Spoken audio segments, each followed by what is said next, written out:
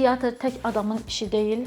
Necə başqa sahələrlə, müasir sahələrlə, müasir peşələrlə əlaqədə olmalısan. Bunun üçün rejissorun, heyətin özünün də zamanda gənc qalması çox vacibdir, yeniliklərə açıq olması çox vacibdir.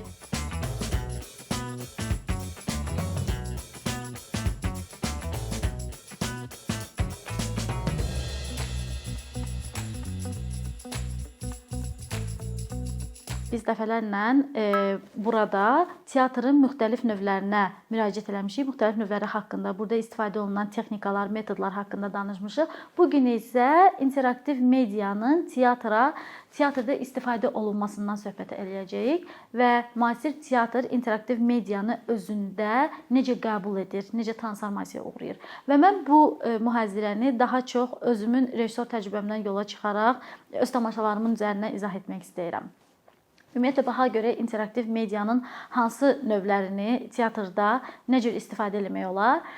Burada 360 dərəcə kameraya müraciət etmək olar, virtual reallığa müraciət etmək olar, artırılmış reallığa müraciət etmək olar, canlı kameralar və məsələn bizim sənədli teatr mövzusunda, sənədli teatr konsepsiyasında hazırladığımız 2 tamaşa var idi ki, bu 2 tamaşada biz canlı kameraya müraciət elədik və canlı kameranın birində tamaşaçılar artıq ənənəvi teatrın tamaşaçı, yəni izləyici və tamaşa konsepsiyasından yola çıxaraq əksinə gedərək, daha doğrusu özləri canlı kamera vasitəsilə tamaşanın bir hissəsinə çevrilmişdilər və canlı kamerada onların sərgilədiyi bu münasibətlər tamaşanı növbəti istiqamətə, növbəti prosesinə aparırdı.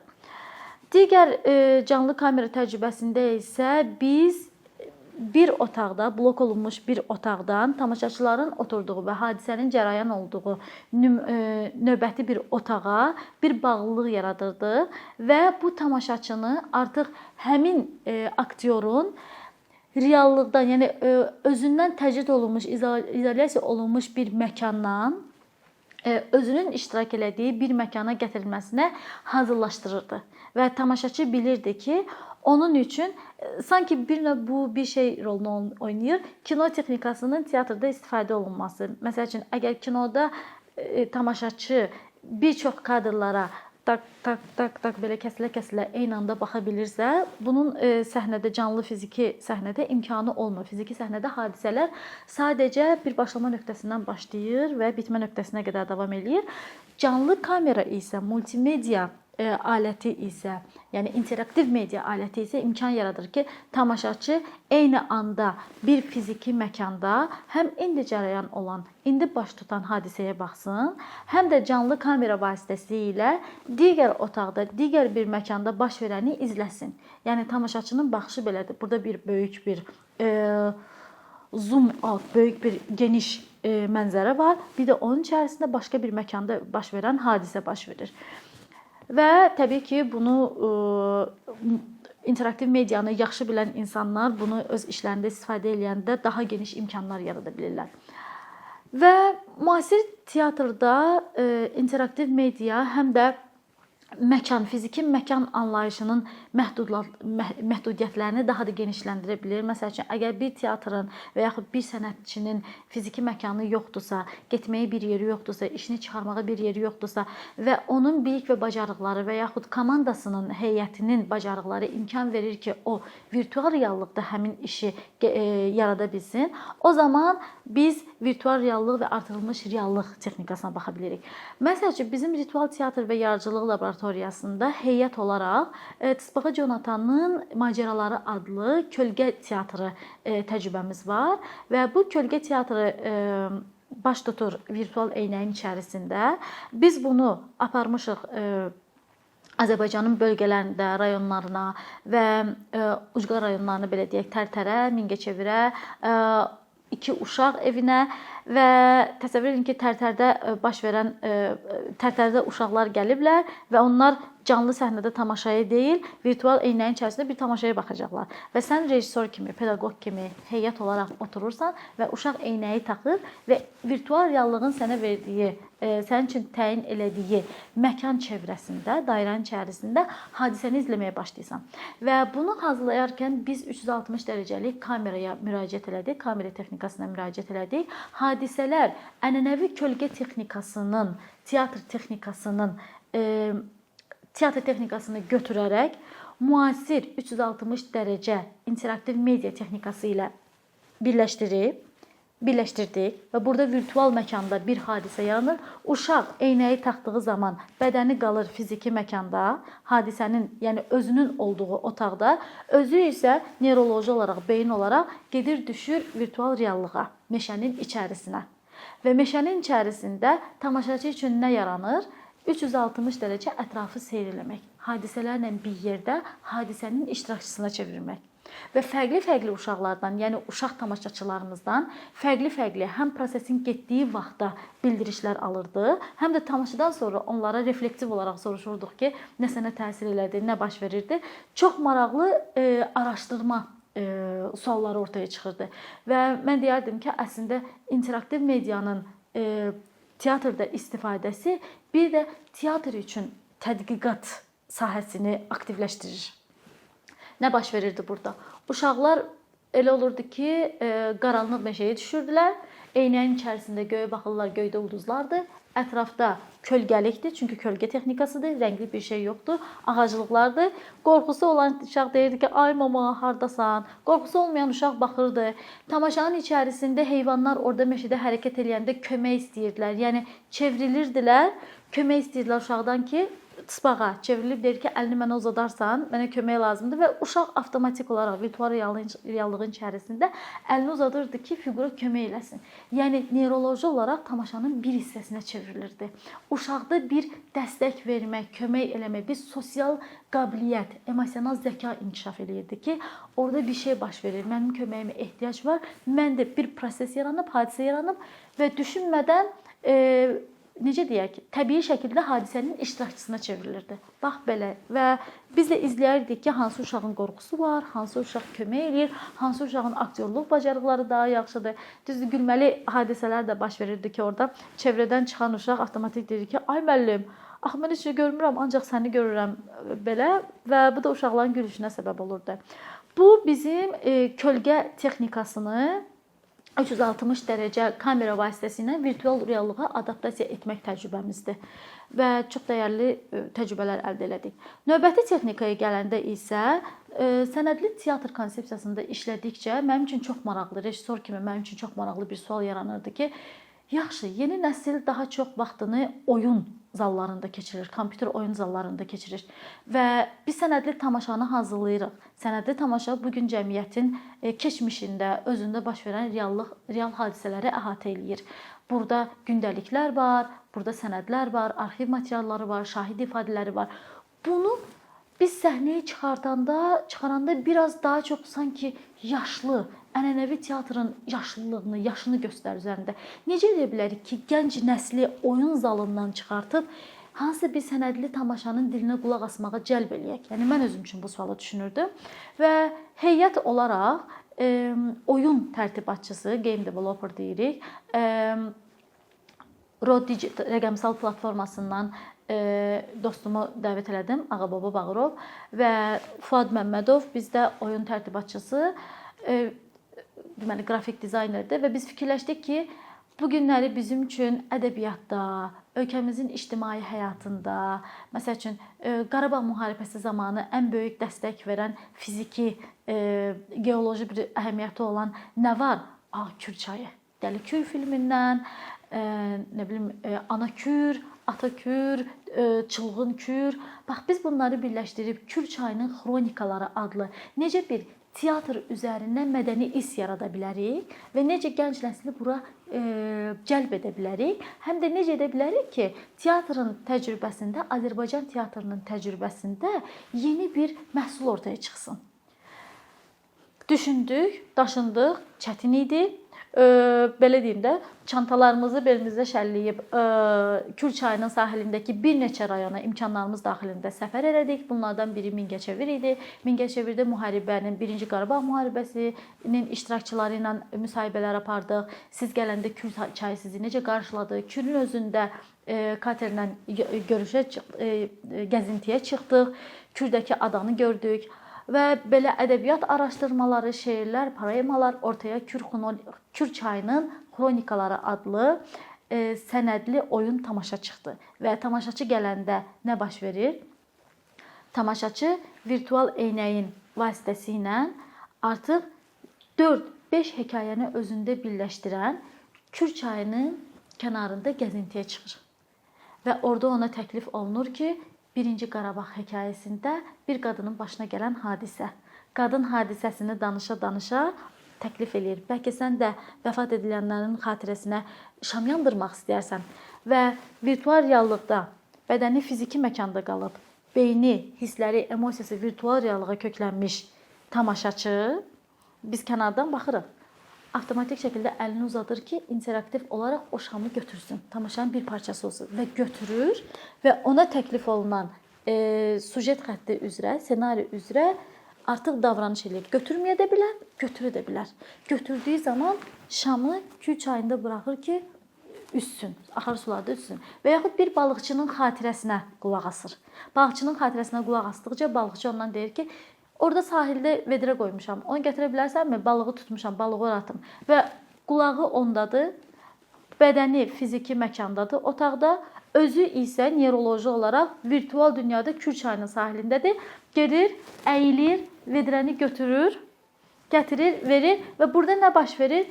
Tamaşaçı sadəcə oyun məkanından fərqli olaraq virtual tamaşanın içərisində həm də bədən olaraq hərəkət edir. Aşağı, orta, üst səviyyələrdə. Çox maraqlı təcrübə idi, çox çətin təcrübə idi. Ssenarisini necə yazacağımızı dəfələrlə düşünürdük. Bəzən insanların hekayələri ümumiyyətlə əl vermirdi ki, biz onları virtual reallığa adaptasiya eləyək. Təbii ki, teatr nə deyir? Teatr tək adamın işi deyil. Teatr bir neçə insanın, mütəxəssisin vəhdətindən ortaya çıxan bir məhsulu auditoriyaya təklif eləyir və bizdə də belə bir çox möhtəşəm bir məhsul yarandı. Növbəti məhsulumuz isə mən onun haqqında danışmaq istəyirəm. İnteraktiv media texnikası üzərindən və bu gün deyəndə ki, dünya robotlaşmaya, süni intellektə doğru gedir. Mənim üçün sual yaranmışdı ki, yaxşı, süni intellekt teatrda necə bir rol oynaya bilər? Axı biz həm də sosial teatrıq və biz həm də uşaq auditoriyasına doğru gedirik. Və nə yaratmaq olar ki, uşaqlara həm teatrı, həm texnologiyanı, həm süni intellekti, həm də heç olmasa terapevtik bir prosesi etik şəkildə təlqin eləsin. Yəni bir parçasına çevirsin uşağı. Və bizim bu Qonur adlı sosial robot layihəmizin nəticəsində ortaya çıxan həmin bir robotun prosesi necə başa gəldi? Əvvəlcə skriptləşdirilmiş bir beyin üzərində developer Cəmil Həmzəyev işləməyə başladı və müəyyən qurğulardan istifadə eləyərək həmin robotun beynini yığdı. Dəfələrlə yığırdı və yoxlayırdı və robot cavab verirdi. Və biz fikirləşirdik ki, biz hansı heyvan modelini seçə bilərik ki, bu uşaqlarla həm də görüntü olaraq emosional bağlılıq yaransın, aynın üzərində dayandıq. Çünki ədəbiyyatdan da, animasiyalardan da, uşaq hekayələrindən də gördüyümüz kimi ayılar daha belə yumru, güclü, amma bəzən özünü tanımayanda gücsüz bir varlığa çevrilən yumşaq heyvanlardır, belə deyək də. Qış yuxusuna gedirlər, yayda oyanırlar, asta-asta gedirlər, danışanda belə səslər. Bunların hamısı insan böyüklərdə belə xüsusi bir təbəssüm yaradır və aynın üzərində dayandı. Beyni hazır oldu. Beyindən sonra biz fikirləşdik ki, yaxşı, bu ayı robotun bədənini teatr, ənənəvi teatr təcrübəsindən nə cür adaptasiya edə bilərik? Axı bu bizim həm də aktyorumuz olacaq. Yəni biz səhnəyə insan aktyor deyil də robot aktyor çıxarmaq istəyirik. Və baxdıq ki, əslində teatrımızın özü kuklalarla dəfələrlə işlədiyinə görə kukla texnikalarından marionet kukla texnikası, iplə idarə olunan əlləri, ayaqları, başı, yəni hərəkət edən hissələri, interaksiya quran hissələri iplə idarə olunan marionet texnikası daha çox uyğun gəlir və dedik ki, aha, həm də bizim üçün böyük bir təcrübədir ki, əllə idarə olunan marionet kuklanı biz necə interaktiv media ilə idarə edə bilərik və bütün ip sistemini, əllə idarə olunan ip sistemi mütəxəssislərimiz tərəfindən adaptasiya olundu telefonla idarə etməyə. Və bu zaman artıq aktyorun ehtiyacı yoxdur ki, həmin ayını qol gücü sərf eləyərək. Bilirsiniz ki, marionetlərin istifadəsi böyük bir qol və diqqət gücü sərf eləyir və bunun üçün əlin özünü də çalışdırmalısan. Çünki ədələlər ağrıya bilər, travma ala bilər və telefonda ayının bədən hərəkətləri, marionet texnikasının telefona inteqrasiyası baş verdi. İkinci bir interaktiv media texnikası, təcrübəsi əldə elədik. Ondan sonra bizim mekatronika mühəndisimiz Fuad Məmmədov ayının bədən funksiyaları üzərində işləməyə başladı və hazırlanmış beyin developer tərəfindən yerləşdirildi bədənə və bədəndə idarə etmə sistemi başladı. Və Gemini sistemində, yəni müəyyən bir funksiyalar verilir ayıya, süni deyim, sosial robota və sosial robot bilir ki, onun funksiyası nədir? Onun hədəf auditoriyası uşaqlardır. Onun funksiyası uşaqlar üçün bir psixoloq rolunu oynamaqdır. Bu təbii ki, ağır travmaları terapiya eləyəcək bir psixoloq yox. Yəni sosial işçi, pedaqoq, psixoloq. Bu o deməkdir ki, uşaqlarla interaksiya, interaktiv münasibətə girdiyi zaman o uşaqlara öz hekayəsini danışır. Məsəl üçün biz bunu Lənkəranda və Təmiz Dünya sığınacağında sınaqdan keçirdik uşaqlarla. Deməli, robotun bədəni qurulandan sonra onun dizayni də 3D dizayner tərəfindən bizdə Gülarə Əliyeva heyət üzvümüz onun tərəfindən işləm hazırlanmışdı və uşaqlara yumşaqlığı vermək üçün dərzimiz Nadejda Patayonka tərəfindən onun bədəninin dərisi yumşaq bir dəridən, yəni parçadan hazırlanıb birləşdirilmişdi və proses necə baş verir? Biz uşaqlara deyirik ki, bu robot ayıdır, adı Qonurdur. O sizinlə danışa bilir. Siz ona sual verə bilərsiniz. Uşaqlar baxırlar, yəni qabaqlarında bir oyuncaq var. Uşaqlar əvvəlcə toxunurlar. Toxunduqları zaman ayda sensor münasibət yaranır və təbii ki, telefonda idarə etmə var və uşaqlar ayını çağırdığı zaman ayının özünün, yəni sosial robotun özünün eşitməsi var. Məsələn, çağırsa qonur, qonur və ayı çevrilib baxır və ayı özü uşaqlara sual verir. Sual verdiyi zaman uşaq ona sual verir. Sual-cavab, sual-cavab sistemləşdirilmiş bir mexanizm əsasında beləncəsinə hekayələr paylaşılmağa başlayır. Və bu ayını biz əslində indi istəyirik ki, onun tamaşada rolunu daha da genişləndirək və o özü storyteller, hekayə nəql edən bir aktyor kimi çıxış eləsin. Amma mən deyərdim ki, bu 4 iş üzərindən bizim Ritual Teatr və Yaradıcılıq Laboratoriyası həm böyük bir təcrübə əldə elədi ki, teatr tək adamın işi deyil. Necə başqa sahələrlə, müasir sahələrlə, müasir peşələrlə əlaqədə olmalısan. Bunun üçün rejissorun, heyətin özünün də zamanda gənc qalması çox vacibdir, yeniliklərə açıq olması çox vacibdir. Bəlkə də təcrübələr əsasında nəsə alınmaya bilər. Bəlkə də ağlına gəlməyən bir şeyləri istifadə edərsən, səhnədə tənəzzülə uğrayarsan, belə deyək. Amma dediyim bu 4 iş teatr heyətini motivasiya eləyir ki, bəli, interaktiv media var, süni intellekt var, onu etik şəkildə necə istifadə etmək olar və sözümün sonunu belə yekunlaşdırmaq istərdim ki, interaktiv media alətlərini, xüsusən virtual reallığı işlərdə istifadə edərkən burada tamaşaçı üçün rejissor qarşısında etik suallar yaranır. Virtual reallıq və yaxud interaktiv media alətləri manipulyasiya rolunu oynamamalıdır. Və bu vasitələr teatrda sadəcə bir vasitə kimi qalmalıdırlar. Və əgər sənədli teatr və yaxud sosial konspektdən yola çıxaraq bir iş ortaya qoymaq istəyirsənsə, imkan vermək olmaz ki, sənəd yoxa çıxsın. Tamaşanın ana məğzi olan sənəd yoxa çıxsın, sosial konsepsiya itsin və orada hər şey, wow, ortada bir robot var, wow, ortada bir eynək var. Biz bunları sadəcə vasitə kimi istifadə edirik ki, müasir insan diqqətinin qısaldığı bir dövrdə hadisələri canlı şəkildə algılaya bilsin. Virtual reallıqdan, yəni özünə adaptasiya etsin və emosiyasını öldürməsin. Belə, mən sonda bizim heyətə böyük təşəkkür edirəm ki, Onlar güvənərək bu cür işlərin ortaya çıxmasında həmişə teatra dəstək veriblər.